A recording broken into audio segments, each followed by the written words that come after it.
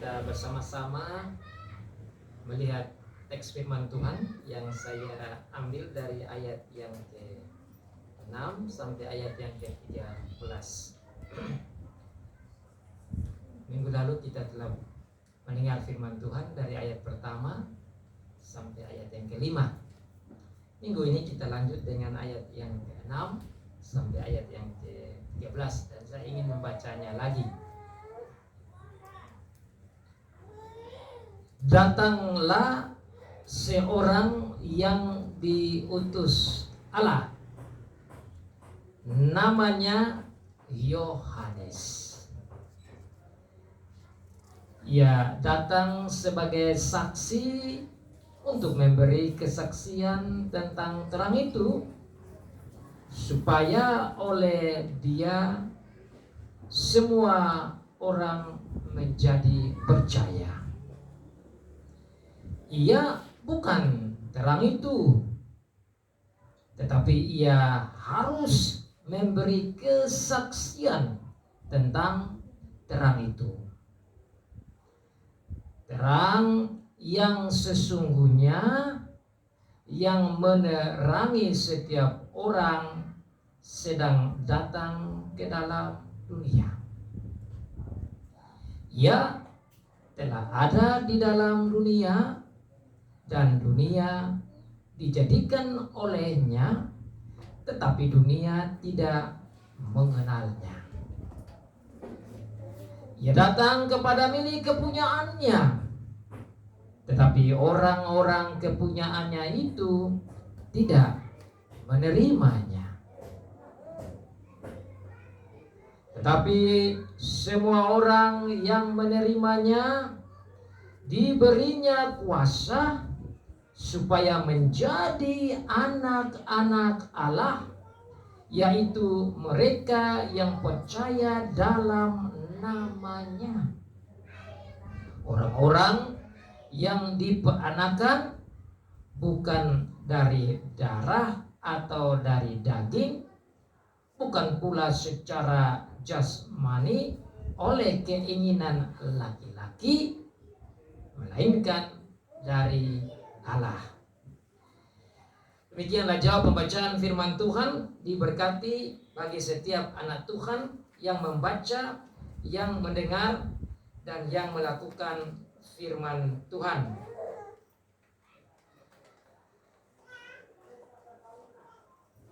Tema khotbah kita pada saat ini yaitu Tuhan Yesus adalah terang yang sejati, bukan Yohanes. Tuhan Yesus adalah terang yang sejati, bukan Yohanes. Ada 7 poin yang akan saya sampaikan pada saat ini. Yang pertama, Yohanes sebagai manusia dikirim dari Allah. Yohanes sebagai manusia dikirim dari Allah. Nomor 2, Yohanes dikirim sebagai saksi tentang terang itu. Yohanes dikirim sebagai saksi tentang terang itu, yaitu Tuhan Yesus. Nomor 3, Yohanes bukan terang itu. Yohanes bukan terang itu. Nomor 4, terang itu, terang yang sejati itu adalah Tuhan kita Yesus Kristus. Nomor 5, Tuhan Yesus Kristus yang menciptakan dunia ini, tapi dunia tidak mengenal Dia dan menerima Dia.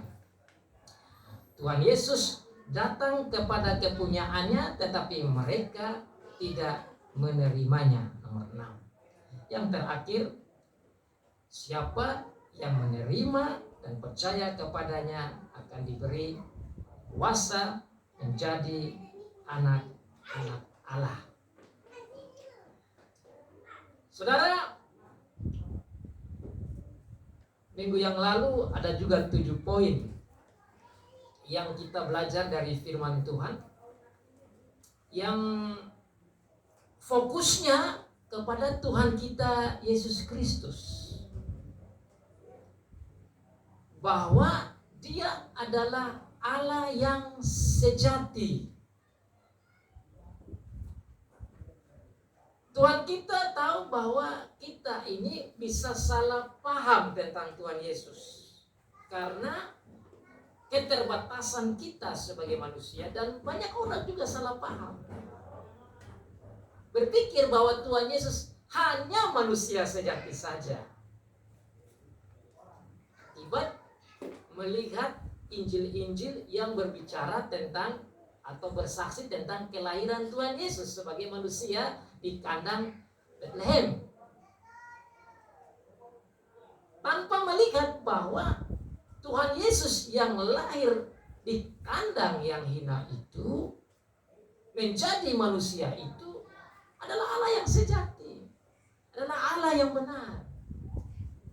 Maka Tuhan menolong saudara dan saya minggu lalu untuk melihat bahwa Tuhan Yesus yang lahir di kandang yang hina yang kita peringati setiap Natal itu harus dilihat bahwa dia adalah Allah yang sejati. Supaya kita manusia mengerti bahwa dia adalah Allah yang sejati, Tuhan Yesus menggunakan Yohanes seperti minggu lalu 7 poin kita belajar. Bahwa dia adalah firman, dia ada bersama dengan Allah, dia adalah pencipta, di dalam dia ada hidup, di dalam dia ada kehidupan, keselamatan, dia adalah terang, dan dia adalah Allah. Jadi kitab Yohanes yang kita belajar menggaris bawahi, menolong saudara dan saya untuk ingat bahwa fokus iman kita haruslah kepada Tuhan Yesus, bukan Yohanesnya. Minggu ini Tuhan mau menolong kita lagi untuk melihat bahwa terang itu bukan Yohanes. Allah itu bukan Yohanes, karena kata terang itu atau hidup itu berhubungan dengan Allah yang sejati. Jadi di dalam ayat yang kelima dikatakan bahwa datanglah seorang yang diutus Allah, namanya Yohanes. Tuhan mau memberikan perbandingan antara Tuhan Yesus sebagai Allah yang sejati dengan Yohanes sebagai manusia yang sejati dan bukan Allah yang sejati. Bagaimana kita tahu? Dalam bahasa Indonesia memang terjemahannya tidak terlalu kuat, karena dia bilang di sini datanglah seorang yang diutus Allah. Kata seorang tidak menolong kita lebih dalam, tapi kalau saudara belajar dalam bahasa Inggris dia bilang there is a man. Kata man itu artinya manusia. Jadi saya lebih cenderung menggunakan kata itu. Datanglah seorang manusia. Kenapa kata manusia ini penting bagi saudara dan saya untuk mengerti ayat ini? Karena kata manusia yang diarahkan kepada Yohanes itu sangat penting untuk kita memahami Tuhan Yesus sebagai Allah yang sejati. Jadi datanglah seorang manusia yang hanya manusia saja yang sejati, dibandingkan dengan dia yang tadi dalam ayat 1 sampai ayat yang kelima itu yang adalah Allah sejati, yaitu Tuhan Yesus. Jadi ayat 1 sampai ayat yang kelima fokusnya kepada Tuhan Yesus sebagai Allah yang sejati, sebagai pencipta, penebus, firman, ada bersama, hidup kekal, pencipta, Allah yang benar. Sekarang bicara tentang Yohanes yang manusia saja. Datanglah seorang manusia, dan manusia itu adalah Yohanes Pembaptis. Maksudnya kalau kita baca lebih lanjut Yohanes Pembaptis, karena kita bisa bingung. Yang menulis ini Yohanes Rasul, tetapi yang Yohanes Rasul tulis ini maksudnya Yohanes Pembaptis. Nah, kenapa dikatakan datanglah seorang manusia, yaitu Yohanes Pembaptis? Karena Yohanes Pembaptis ini adalah forerunner, perintis jalan sebelum Tuhan Yesus datang.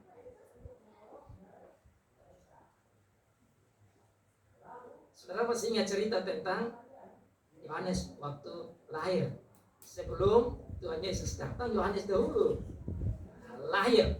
Dan dia ada untuk menjadi perintis jalan, untuk menyiapkan hati bapak-bapak, hati ibu-ibu, hati anak-anak, hati umat Israel dalam rangka menyambut kedatangan sang terang itu, sang Allah itu yang datang menjadi manusia, yaitu Tuhan Yesus Kristus.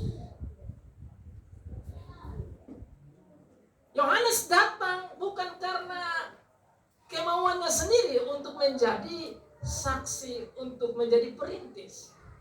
Alkitab katakan bahwa Yohanes datang dari Allah. Bahasa Indonesia juga tidak terlalu dalam di sini karena dia bilang, datanglah seorang yang diutus Allah. Di dalam bahasa asli itu dia bilang, datanglah seorang yang diutus dari Allah.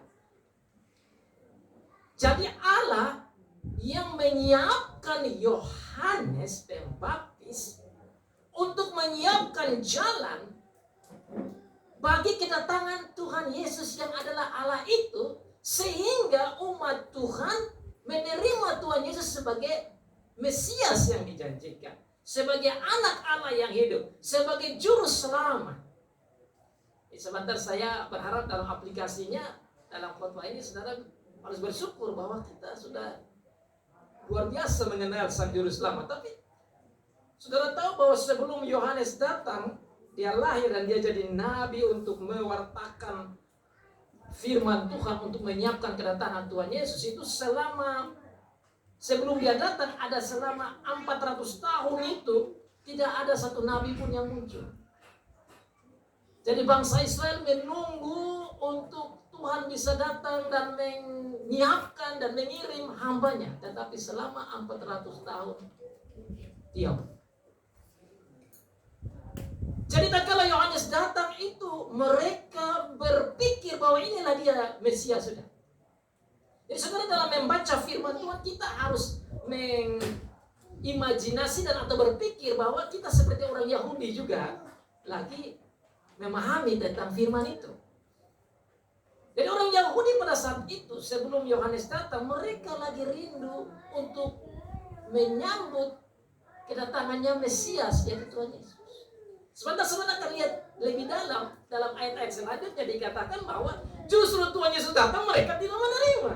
Dan saudara lihat akhirnya Tuhan Yesus ditangkap dan mereka salibkan Tuhan Yesus.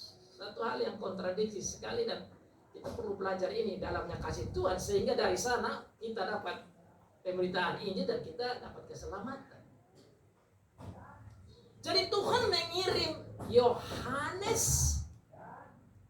untuk menyiapkan jalan, untuk menyiapkan hati, untuk menyiapkan bangsa Israel menyambut kedatangan Tuhan yang datang sebagai manusia, yaitu Tuhan Yesus. Makanya saudara, dalam ayat selanjutnya saudara lihat dikatakan di sana, mereka itu tatkala Yohanes mulai berdiri dan berkhotbah, dan khotbahnya tajam sekali, katanya bertobatlah kamu karena kerajaan surga sudah dekat, dan dia membaptis orang untuk mengarahkan orang pada pertobatan hidup. Terus mereka, orang Yahudi tanya, "Kak, siapa kamu?" Mereka berpikir bahwa ini sudah dia itu Mesias yang mereka tunggu beribu-ribu tahun. Saudara tahu Mesias ini kan sudah dijanjikan sejak Kejadian 3 ayat 15. Bahwa dia akan datang, Mesias akan datang. Jadi bangsa Israel itu mereka menunggu dan mereka berharap ada lahir itu Mesias. Sampai sekarang yang belum terima Tuhan Yesus pun masih menunggu itu Mesias.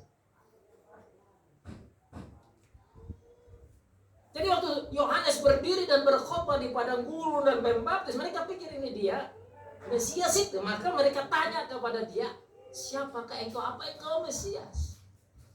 Apakah engkau Nabi Elia?" Dia bilang, "Bukan." Apa yang dia jawab? Dia bilang, "Akulah suara yang berseru-seru itu." Dalam kitab Matius dikatakan bahwa suara itu yang dikatakan dalam Yesaya pasal 40. Waktu itu pasti ingat ayat itu.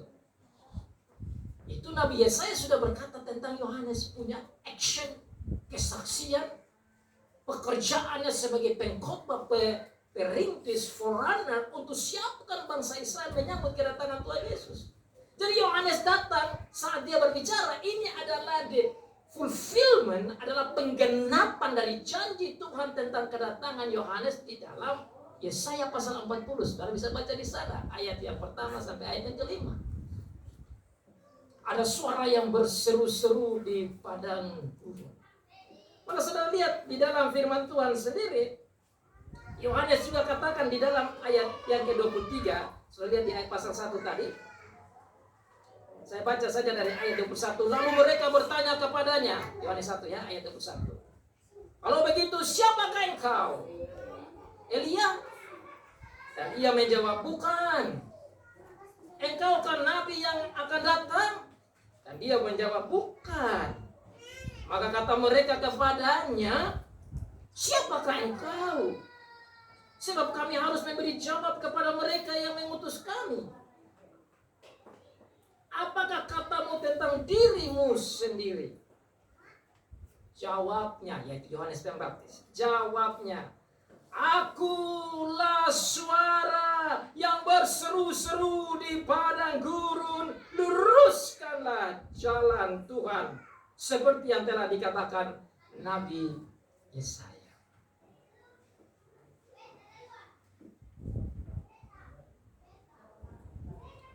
Yohanes mau katakan bahwa apa yang Tuhan sudah katakan di perjanjian lama tentang suara yang berseru-seru, luruskanlah jalan, itu adalah memang betul. Tuhan tidak janji saja, tapi Tuhan janji dan Tuhan genapi. Dan sekarang Yohanes menjelaskan kepada mereka, akulah dia itu. Dengan kata ini Yohanes mau sampaikan bahwa aku bukan dia Mesias itu.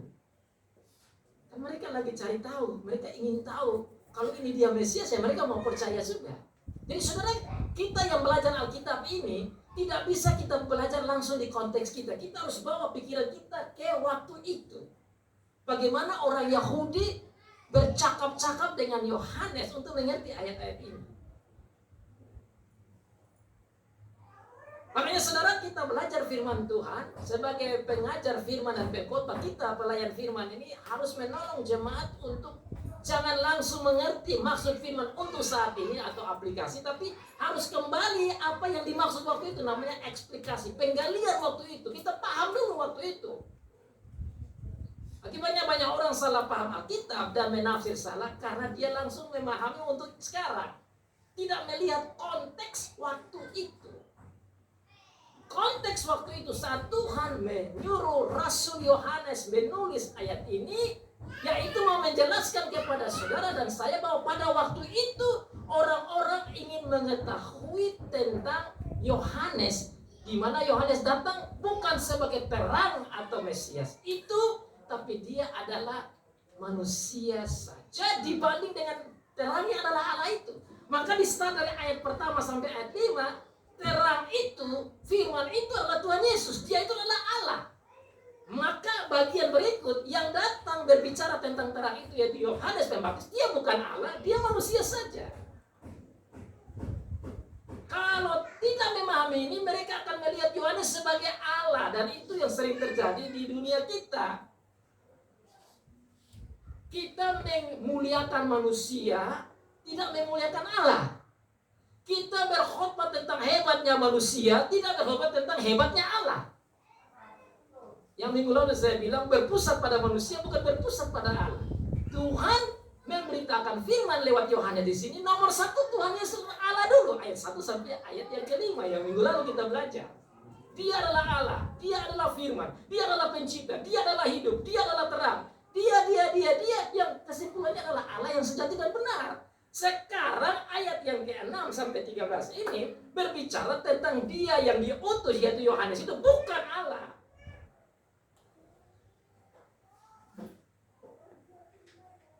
Dia adalah manusia yang diutus oleh Allah. Berarti dia itu bukan Allah, dia datang karena Allah lagi. Dengan demikian, apa yang dia omong tentang terang itu harus dipercayai karena dia omong tentang Allah dan dia datang dari Allah. Memang dia bukan Allah, tapi apa yang dia omong tentang Allah, tentang terang itu harus terima. Makanya di bagian kedua saya sampaikan bahwa Yohanes itu adalah saksi. Katakan di sana, ia datang sebagai saksi. Dia adalah manusia yang Tuhan kirim untuk bersaksi tentang terang itu. Jadi bangsa Israel waktu itu tatkala mendengar kesaksian-kesaksian khotbah pengajaran yang disampaikan oleh Yohanes Pembaptis harus didengar sebagai saksi yang diutus oleh Allah untuk menyiapkan bangsa Israel, menyiapkan diri menyambut kedatangan Sang Terang. Apa maksud dari ini? Tujuannya supaya bangsa Israel mengerti the deep love of God, dalamnya cinta kasih Tuhan kepada bangsa Tuhan. Ingat baik-baik, 400 tahun dia datang Yohanes, datang memberitakan tentang terang itu. Tujuannya apa? Supaya mereka melihat akan kesetiaan Tuhan, bahwa Tuhan janji Mesias itu bukan hanya asal janji. Memang ini sekarang dia akan datang, tapi sebelum dia datang saya sampaikan kepada kamu. Tugas Yohanes yaitu sebagai penyaksi. Tugas Yohanes yaitu sebagai pemberita untuk menyiapkan hati umat Israel, agar supaya mereka menyiapkan diri menyambut kedatangan Tuhan Yesus Kristus. Kalau saudara baca selanjutnya dalam pasal yang kedua, pasal yang ketiga, itu Yohanes sendiri katakan kepada bangsa Israel, umat Yahudi waktu itu, bahwa dia ini datang sebagai saksi untuk memberitakan hal tentang pertobatan, agar umat Israel bertobat dan menerima Tuhan Yesus dan bisa menjadi anak-anak Allah seperti yang Tuhan harapkan.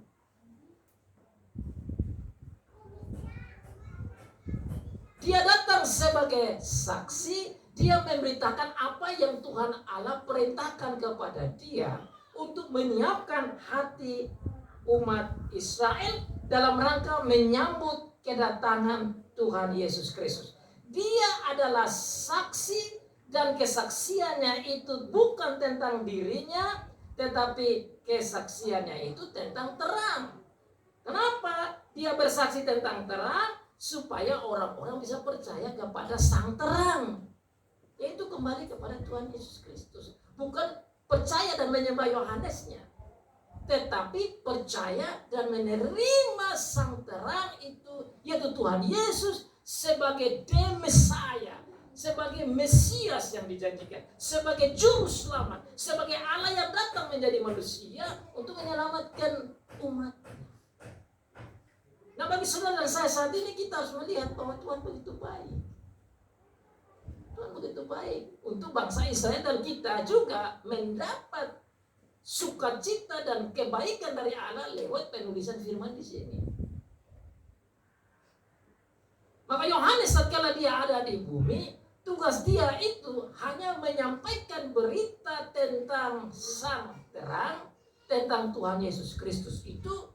Dan saat Tuhan Yesus datang, dia bilang, saya bersukacita bahwa saya sendiri yang tidak mengenal dia, saya sekarang melihat dia karena Tuhan membuka matanya waktu Tuhan Yesus datang. Dia bilang, inilah dia anak domba Allah. Itu tercatat dalam ayat selanjutnya.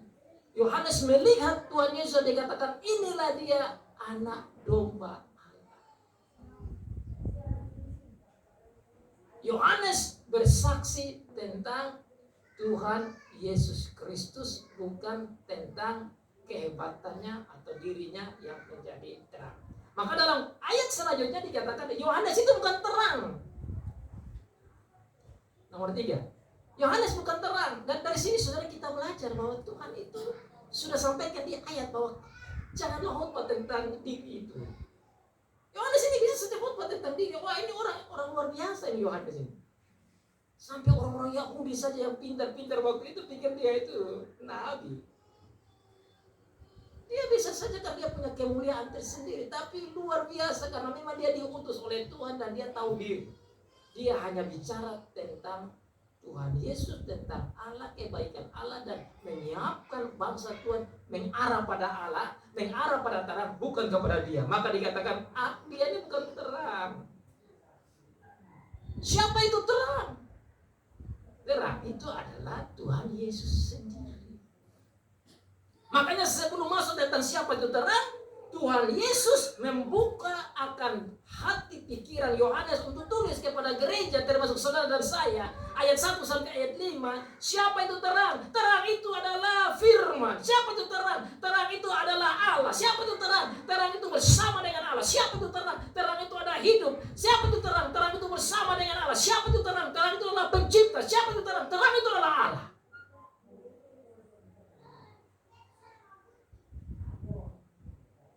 Itu yang ditulis oleh Yohanes Rasul, yang kita baca ayat 1 sampai 5. Nah, saudara, saya dengar di sini baik-baik, saudara.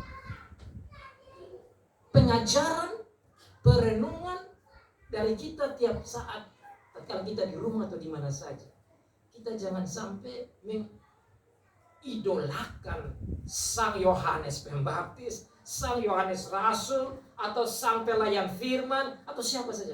Itu bertentangan sekali dengan di sini. Karena ayat 1 sampai 5 omong Tuhan Yesus sebagai Allah sejati, Allah sejati, Allah sejati, Allah sejati. Sampai Yohanes pun datang, dia bilang, aku tidak bisa bahkan mau memegang dia punya sandal atau sepatu saja, saya tidak layak. Betapa mulianya Tuhan Yesus itu. Padahal Yohanes ini sudah luar biasa. Maka saudara, tidak tepat kalau kita terlalu berfokus bicara tentang manusia dan bukan Allah. Oleh karena itu kata manusia di ayat yang 6 tadi saya bilang, datanglah seorang manusia banding dengan Allah sejatinya Tuhan Yesus. Sang manusia yang diutus Allah ini bertanggung jawab untuk bicara tentang sang Allah itu, yaitu terang itu. Jadi dia bukan terang. Terang yang sebenarnya adalah Tuhan Yesus Kristus. Itulah yang nomor 4. Dikatakan di sana, saudara lihat. Ia bukan terang itu, tetapi ia harus memberi kesaksian tentang terang itu. Tugas Yohanes Pembaptis memberitakan, menyaksikan tentang terang itu, bukan tentang diri. Sama juga dengan saudara dan saya, aplikasinya. Kita punya pemberitaan harus bicara tentang terang itu, bukan diri kita. Terang yang sesungguhnya yang menerangi setiap orang sedang datang ke dalam dunia. Ayat yang ke-9 ini dalam bahasa asli sebenarnya harusnya terjemahan begini. The true light. Terang yang sesungguh artinya Tuhan Yesus itu terang yang sesungguh. Yohanes bukan terang itu. Terang itu adalah Tuhan Yesus. Bahkan dikatakan terang yang sesungguhnya. Kata sesungguhnya dalam bahasa Inggris dia bilang true, artinya sejati, artinya bukan palsu. Bagi orang Yahudi mendengar ini, saudara, mereka tertolong sekali. Bagi saudara saya juga serasa tertolong bahwa Juru selamat kita Tuhan Yesus Kristus ini bukan terang asal-asalan, ini bukan terang yang palsu, tapi ini terang yang sejati, the true light. John is not the true light, Jesus is the true light. The apostles are not the true light, Jesus is the true light. The prophets are not the true light, Jesus is the true light. The pastor are not the true light, Jesus is the true light. Nabi-nabi bukan terang yang sesungguhnya, Tuhan Yesus adalah terang yang sesungguhnya. Rasul-rasul bukan terang yang sesungguhnya, Yesus adalah terang yang sesungguhnya. Sekarang Yohanes bukan terang yang sesungguh itu, Yesus adalah terang yang sesungguhnya. Sudah lihat luar biasa. Tuhan tidak suruh tulis kamu adalah terang yang sesungguhnya kepada Yohanes, tapi ditulis di sini terang yang sesungguhnya itu adalah Yesus Kristus.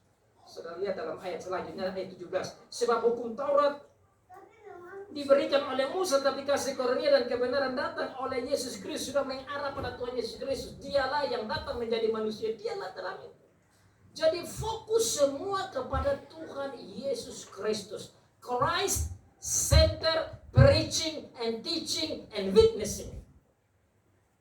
Khotbah, pengajaran, kesaksian yang berpusat pada Tuhan Yesus Kristus. Karena dialah terang yang sesungguhnya.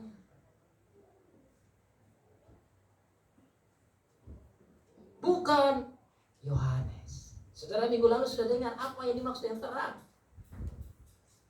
Terang berhubungan dengan kebenaran. Dialah kebenaran yang sesungguhnya. Terang berhubungan dengan keadilan. Dialah sang keadilan yang sesungguhnya. Terang berhubungan dengan kehidupan. Dialah itu kehidupan yang sesungguhnya. Makanya kalau mau cari kebenaran, di dia situ. Bukan di Yohanes. Makanya mau cari keadilan, di dia ini, Tuhan Yesus Kristus ini. Bukan di Yohanes. Makanya mau cari kehidupan yang kekal, di dia ini, terang ini, Tuhan Yesus. Bukan di Yohanes. Yohanes menggiring orang kepada terang itu. Makanya Tuhan Yesus saat di bumi dia bilang apa? I am the way. Akulah jalannya. Bukan Yohanes. Dia sendiri katakan itu. I am the way. Akulah jalannya. Sebenarnya dia mau katakan saya ini Allah. Ini saya ini Allah nih. Bukan di manusia. Bukan di Yohanes, bukan di rasul-rasul. Saya. Semua berbicara tentang saya. Saudara silakan buka di dalam kitab Lukas. Tatkala dia mau naik ke surga, dia ketemu murid-muridnya. Dia bilang apa? Semua yang tertulis tentang aku, kitab-kitab perjanjian lama, kitab nabi-nabi, semua berbicara tentang aku. Dan itu kamu sampaikan di dunia ini. Kita ini harus menjadi saksi tentang dia. Karena dialah Dewi. Dia adalah Dewi. Itu dia mengatakan bahwa saya ini terang. Mari kita bayangkan tentang terang itu. Saudara dan saya tidak akan bisa jalan kalau gelap. Bisa juga jalan tapi raba-raba dan sesaat. Betul tidak? Tidak akan bisa jalan kalau kita di dalam kegelapan. Tapi kalau terang senter atau terang lampu atau apa datang, kita mulai melihat jalan.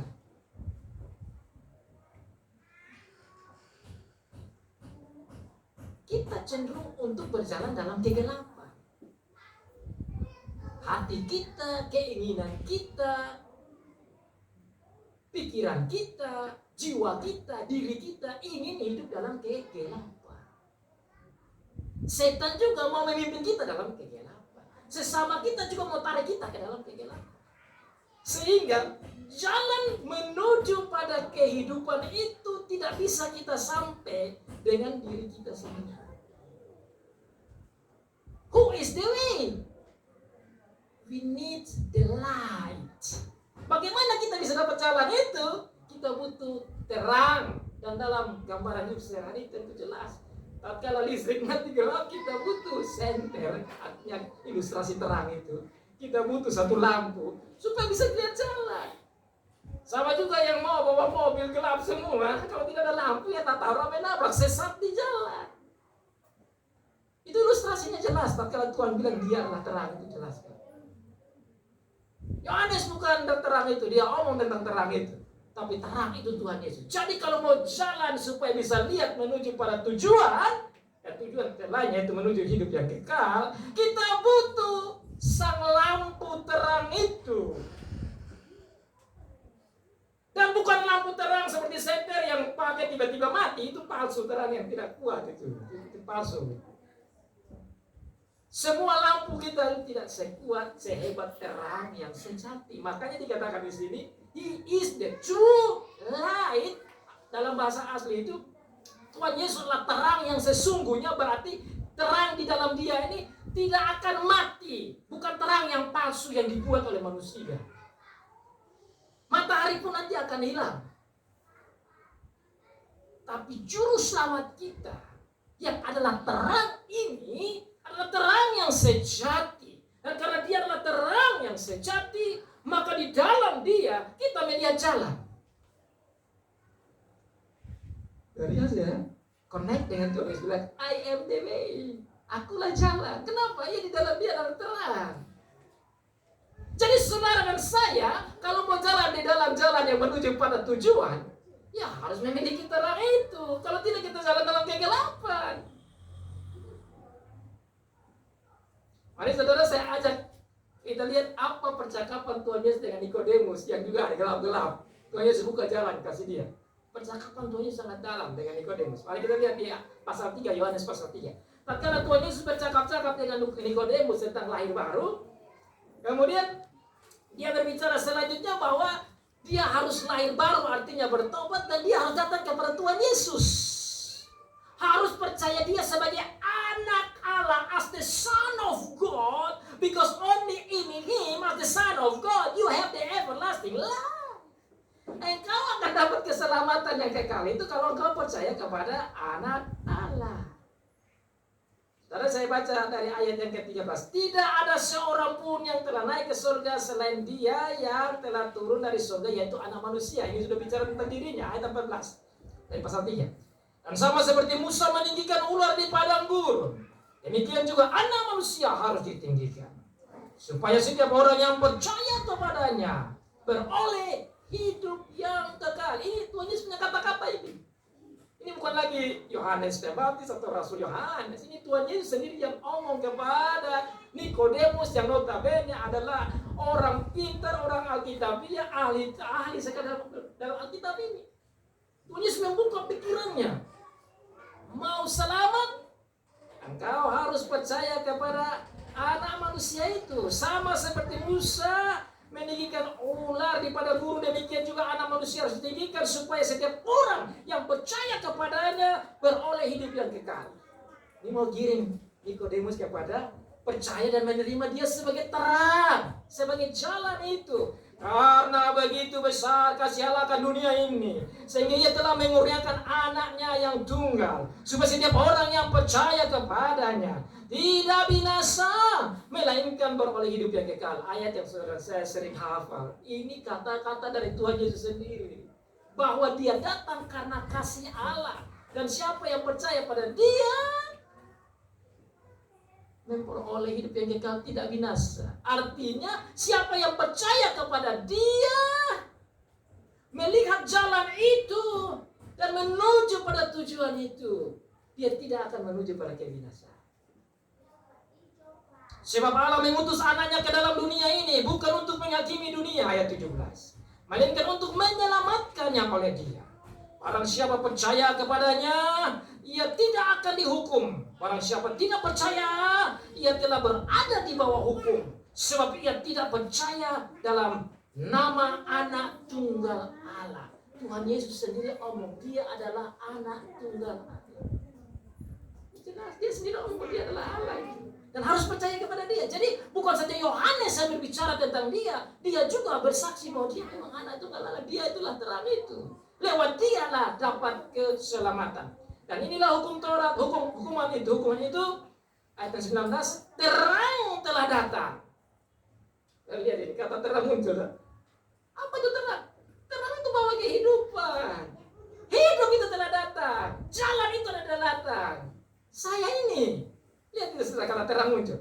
Terang telah datang ke dalam dunia, tetapi manusia lebih menyukai kegelapan daripada terang, sebab perbuatan-perbuatan mereka adalah jahat. Tuhan Yesus omong sendiri. Yang tadi saya omong ini Tuhan Yesus juga bicara. Kita mau pada kegelapan.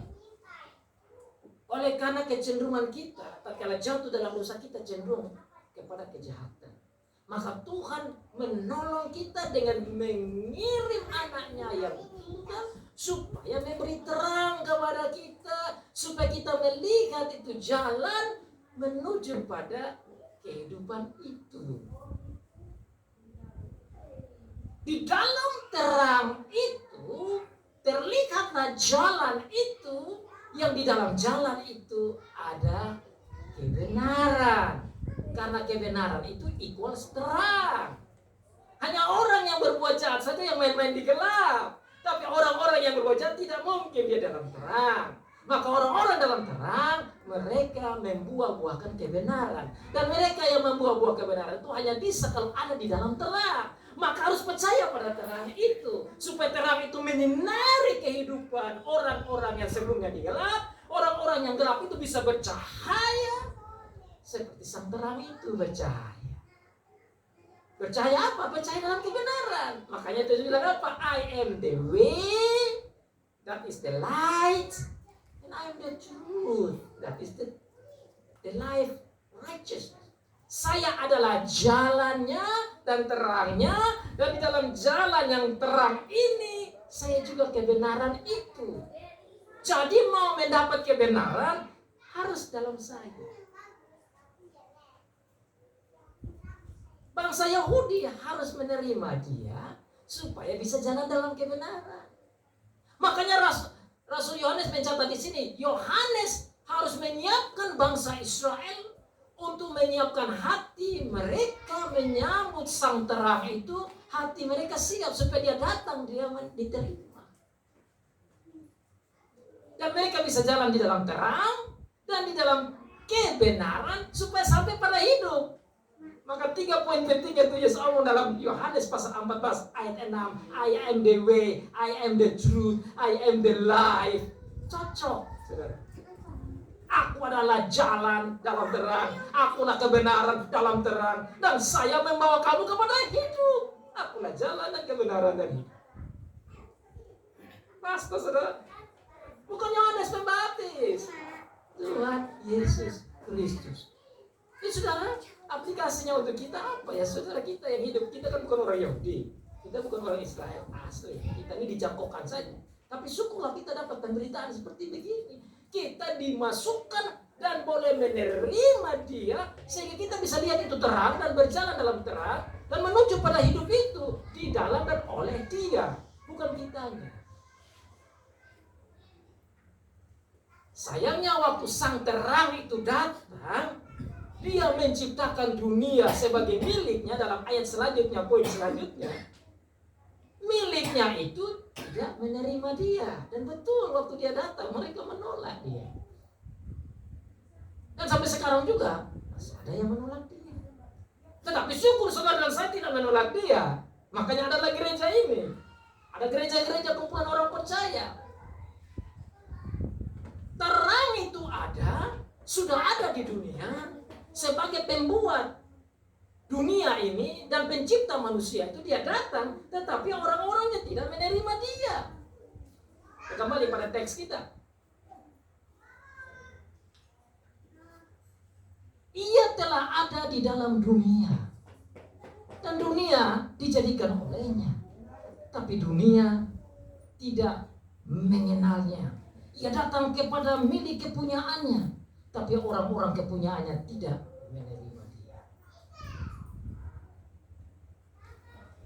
Ini satu kontradiksi, saudara.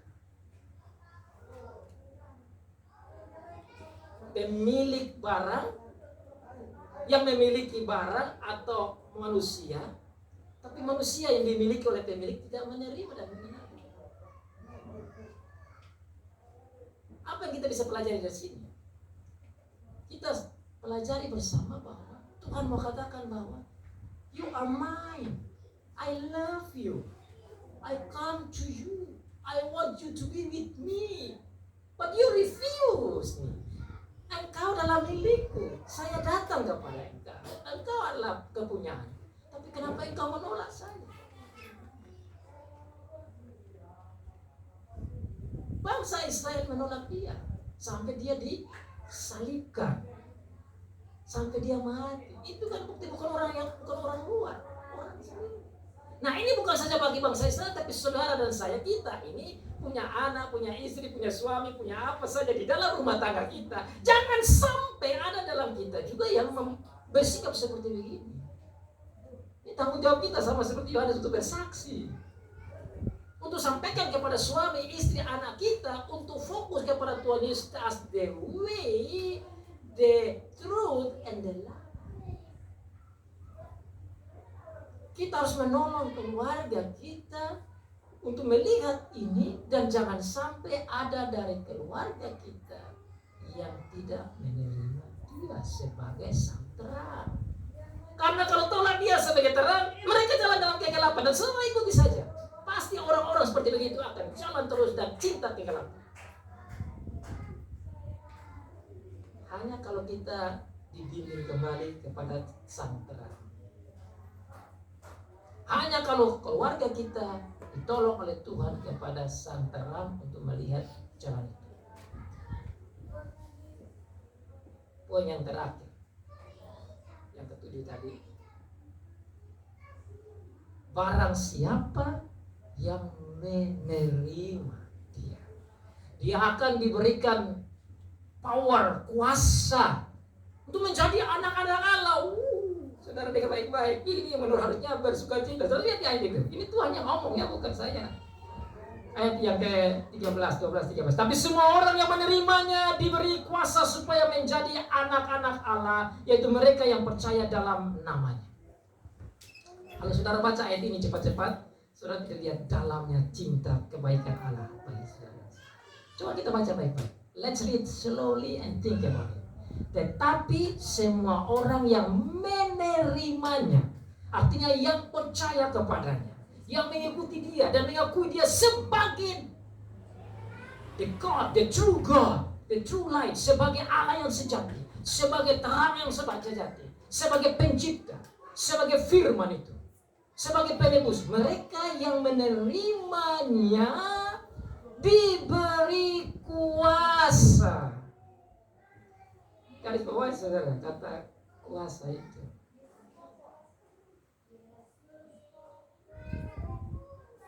Siapa yang tidak mau dapat kuasa?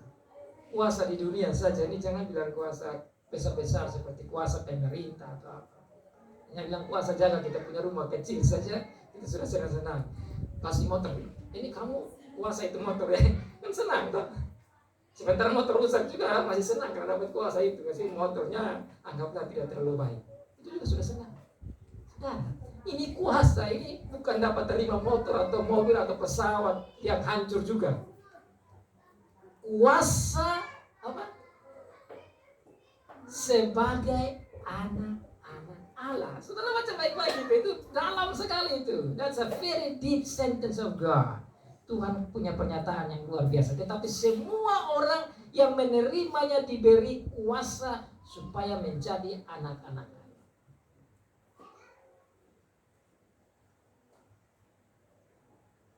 Itu berarti sebelumnya bukan anak-anak Allah. Dan memang betul kita ini bukan anak-anak Allah. Tatkala manusia jatuh dalam dosa saat itu, semua anak-anak Adam tidak lagi menjadi anak-anak Allah. Cenderungnya ikut iblis punya mau. Saudara boleh buka saja Kejadian pasal 6, omong jahat terus. Karena begitu banyak jahat setelah kejatuhan itu, sampai Tuhan menurunkan air bah. Karena begitu jahatnya anak-anak Adam dan Hawa itu. Saudara buka lagi di dalam Kejadian pasal 8 ayat 21. Waktu Nuh ini sudah keluar, dia memberikan persembahan. Tuhan bilang, saya tidak akan menghukum dunia ini karena memang kecenderungan manusia itu kepada kejahatan sejak kecil. Bahkan Mazmur pasal 51 katakan, bukan saja sejak kecil seperti anak kecil, sejak dalam kandungan kecil dalam perut mama itu dalam dosa. Berarti gelap toh. Jadi kalau sudah gelap begini, bagaimana jalan keluarnya? Tidak ada, harus Allah sendiri yang datang kasih the way, jalan keluar. Nah, the way ini dalam Tuhan Yesus ini baru kita bisa diangkat kembali menjadi anak Allah, tidak lagi jadi anak iblis. Nah, kita tidak mau kita punya anak kita jadi anak iblis, toh? Kita tidak mau. Kita harus mau supaya diri kita dan anak-anak kita dan suami dan istri dan siapa saja dekat dengan kita harus menjadi anak-anak Allah. Tapi bagaimana caranya? Untuk bisa menjadi anak-anak Allah, kata Tuhan, harus terima Tuhan Yesus sebagai Allah yang sejati. Makanya di gereja kita ini mendidik anak-anak kita di sekolah minggu, tujuannya supaya mereka mengerti tentang terang itu. Makanya di gereja setelah anak ini bertumbuh-tumbuh, Dia harus berdiri di sini dan mengaku imannya. Mengaku iman apa? Mengaku bahwa dia adalah terang itu. Dia adalah my savior. Itu juru selamat saya. Maka saudara harus bersedia hati seandainya ada anak-anak kita yang arahnya menuju pada kegelapan, dalam arti tidak pegang keselamatan dalam Tuhan Yesus.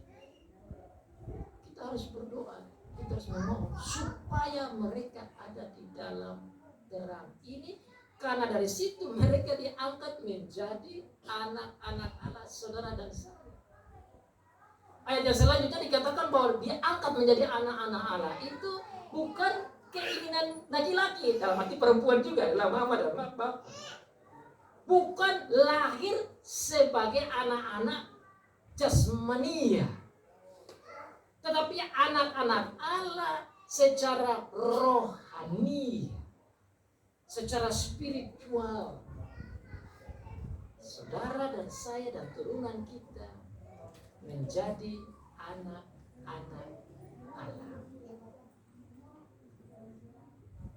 Apa pentingnya menjadi anak-anak Allah? Dengan berkata bahwa anak-anak Allah, dan dihubungkan dalam kalimat terakhir, bukan keinginan seorang laki-laki melainkan dari Allah. Saya melihat bahwa Tuhan ini dengan firman ini mau sampaikan kepada kita bahwa we are one great amazing family. Kita adalah satu keluarga yang besar dan mulia dan luar biasa. Itulah persekutuan orang percaya itu bagaikan keluarga. Dan ini cocok di orang kita di Indonesia, karena kita suka pegang suku, keluarga, klan itu kuat sekali. Sayangnya kita lebih kuat ke klan, keluarga, suku, begitu kuat, tapi tidak melihat bahwa kekuatan rohani itu jauh lebih penting dari kekuatan klan, suku, tribe, dan sebagainya.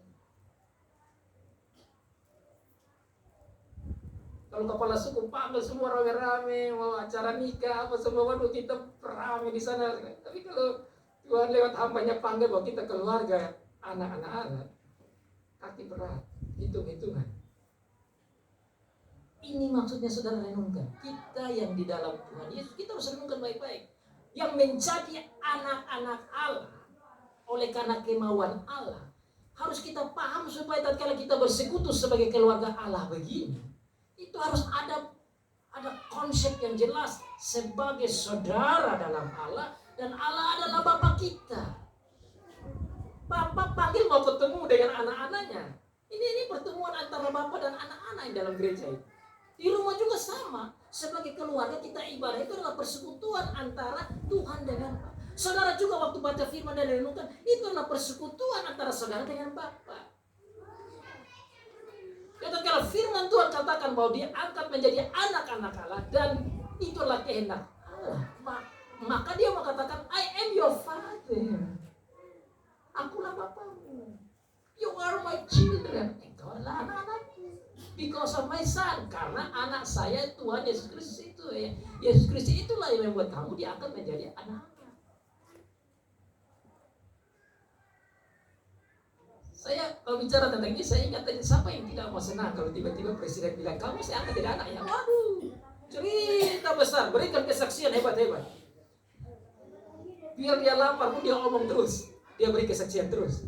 Tapi siapa dari kita yang mau buat seperti begitu kalau dia dengar seperti ini bahwa dia juga adalah anak-anak Allah? Itu ilustrasi saya kira bagus sekali. Betul tidak? Kalau kita diangkat oleh orang besar yang kaya raya, kita senang dan cerita terus, omong-omong terus tentang itu. Tapi kita tidak suka banyak waktu ambil untuk omong bahwa kita adalah anak-anak Allah. Kita tidak bangga bahwa kita adalah anak-anak Bapa. Kita juga tidak bangga bahwa kita adalah keluarga besar Bapa. Kita tidak bangga bahwa kita ini adalah satu persekutuan keluarga Bapa. Apa yang saya renungkan ini saudara, saya kembali pada khotbah saya dalam kitab Kejadian. Kitab Kejadian saudara, Kejadian 1 ayat yang ke-26 27. Bahwa manusia itu diciptakan menurut apa? Gambar dan rupa Allah. Kalau saudara banding dengan Kejadian pasal 5, anak dari Adam itu adalah gambar dari Adam. Ya? Berarti Adam dan Hawa adalah anak Allah. Maka seluruh turunan Adam dan Hawa adalah keluarga Allah. Adam dan Hawa pergi ikut setan, dia jadi keluarga setan. Tapi Tuhan datang ambil kita untuk jadi keluarganya. Inilah hanya lewat Tuhan Yesus. Maka sebenarnya Tuhan Yesus ini mau bawa kita kembali kepada apa yang Bapa mau dalam Kejadian 1 ayat 26-27. Kita kembali diangkat menjadi anak-anak Allah. Dan ciri anak-anak Allah adalah menjadi gambar dan rupa Allah. Dan tidak lain adalah terang. Makanya Allah adalah terang. Kita yang dalam Allah menunjukkan image and the likeness. Gambar dan rupa Allah itu dalam terang. Itu yang dicatat dalam Efesus pasal yang kelima. Hiduplah sebagai anak-anak terang. Apa itu terang? Dalam kebenaran, dalam keadilan, dalam kedamaian, dalam pengampunan, dalam senyum surgawi, dalam kasih surgawi, mencari kedamaian, mencari cinta kasih, mengatur dan mengontrol diri sebagai anak-anak terang. Apa maksudnya? Itulah the image of God. Itulah gambar rupa Allah sebagai anak-anak Allah. Caranya tidak lain di dalam Tuhan Yesus yang adalah firman, back to the firman. Caranya apa? Di dalam Roh Kudus yang adalah sang guru batin kita yang bisa menolong kita hidup di dalam terang. Hanya Allah sendiri yang bisa menolong kita hidup dalam terang, yang bisa mengarah kita kepada kehidupan itu. Jadi saudara, Yohanes adalah manusia yang dikirim Allah untuk menyaksikan tentang terang. Yohanes itu adalah saksi tentang terang. Yohanes itu bukan terang. Nabi-nabi bukan terang. Rasul-rasul bukan terang. Pelayan-pelayan firman bukan terang. Terang adalah Tuhan Yesus Kristus. Dia datang supaya kita menerima Dia sebagai terang yang adalah jalan, yang adalah kebenaran, yang membawa kita kepada hidup. Lewat Dia kita diangkat menjadi anak-anak Allah seperti yang Tuhan Allah mau waktu manusia diciptakan. Makanya saudara, Alkitab bilang apa? In Christ we are the new creation. 2 Corinthians 5 verse 17. 2 Korintus 5 ayat 17. Bahasa Indonesia apa? Di dalam Kristus kita adalah ciptaan baru. New creation. Ciptaan baru ya dalam Tuhan Yesus dalam terang. Saudara, 2022. Mari kita maju dalam terang sebagai new creation. Kita tidak bisa sendiri, tapi new creation karena Tuhan Yesus. Dialah yang membuat kita bisa jalan dalam terang, jalan dalam kebenaran, jalan dalam kehidupan, menuju pada hidup. Kiranya Tuhan memberkati saudara dan saya di tahun 2022 ini bersama Dia yang telah terang dan menjadi anak-anak Allah dalam terang menuju hidup. Amin.